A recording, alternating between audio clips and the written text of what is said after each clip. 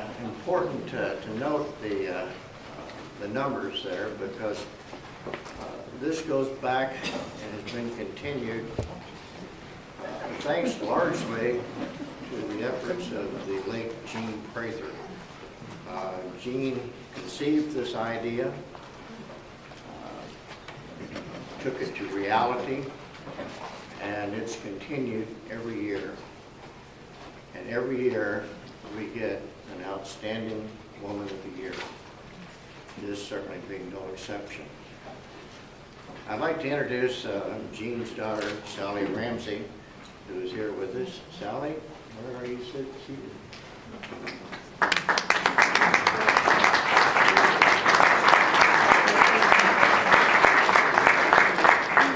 Your mother was a very special lady, believe me. I'd like to, right now, take a moment and introduce our field of Women of the Year. I think practically every one of you, if not every one of you, is wearing the wonderful medallion, the Woman of the Year. I'd like to ask you to stand as I call out your name.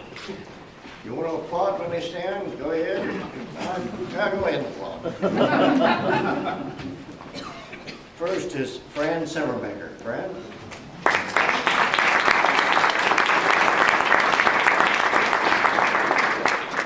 Next, still our youngest Woman of the Year, Diane Dow.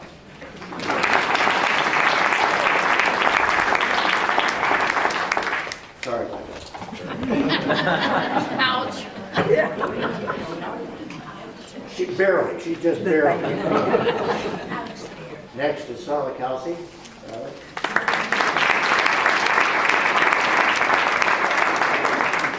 Sandy Oliverio.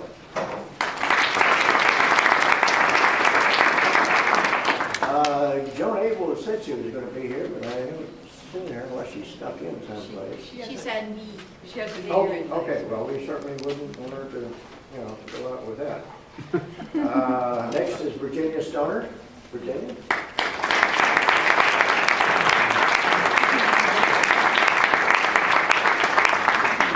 Our most recent Woman of the Year, Peggy Wampler.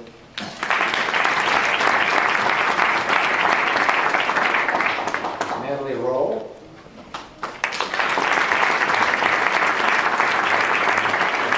This is certainly no reflection on any age or anything like that, but one of our earliest Women of the Year, Mary Lou Orr.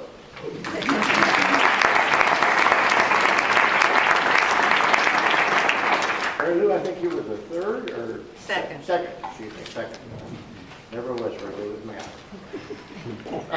We are here to honor a unique lady, and I know unique is kind of an overused word. I think one of the best descriptions for Sherry is she's a go-to woman. If you want something done, you go to Sherry Stark. Believe me, there have been a number of individuals and organizations who have utilized that advice, and I think it explains in a great way why Columbus is the community that it is. She has had her stamp on so many projects, initiatives, organizations, things which really make Columbus special. And I think that she's done it in a way that has been very unassuming. And sometimes her touch is very deft and silent. But there are always people who are well aware that she was responsible for making so many things happen. She served as Deputy Mayor and Director of Community Development under Mayor Bob Stewart. She was, I think one of the descriptions of Bob that has endeared him, he was often called the Teflon Mayor, because that nothing could stick to it. And that's because that he let it stick to Sherry.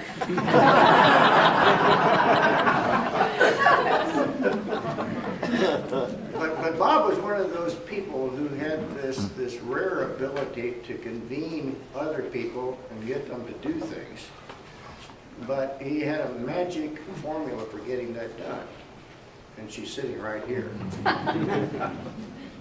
Sherry had this technique of making believers out of non-believers, of reducing angry, sputtering individuals. And believe me, I'm familiar with quite a few of them.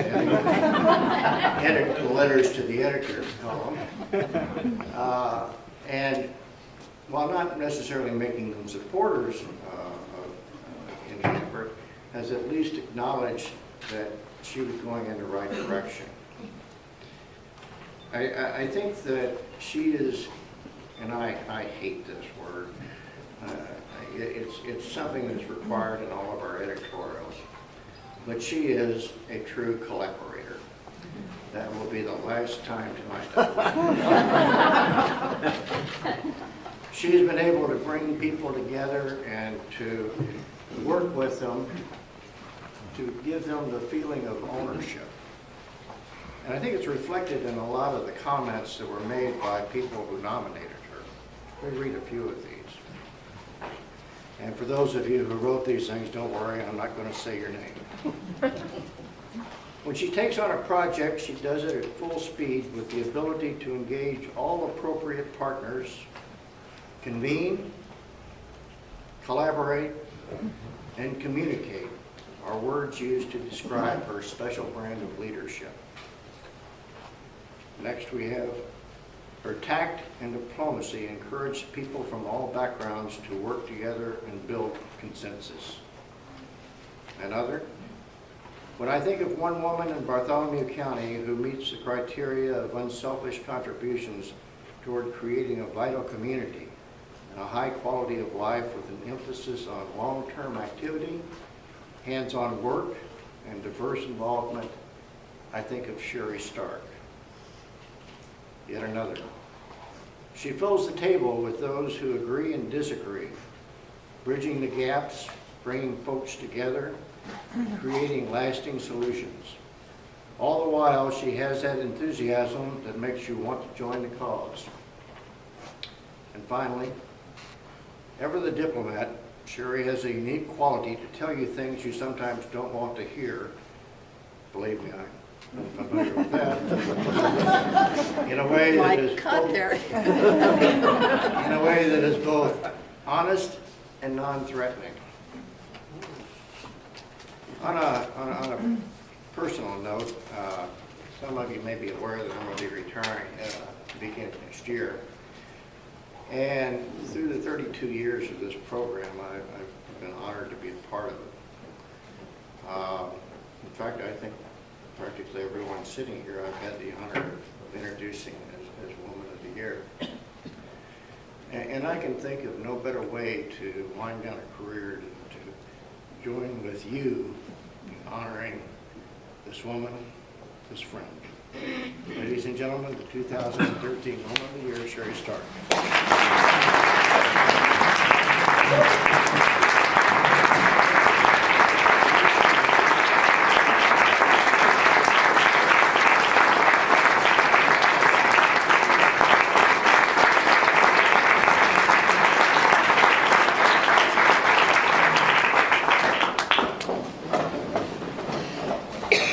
I'm not on top of it or have a microphone yet. Now believe me, she'll get it though. Next on our program, we have a traditional ceremony, and I hope that Peggy has been practicing. And this is where we put the necklace, the medallion, around Sherry's neck. Not too tightly, please. Peggy, would you please come forward? Sherry, would you stand to be? Happy to.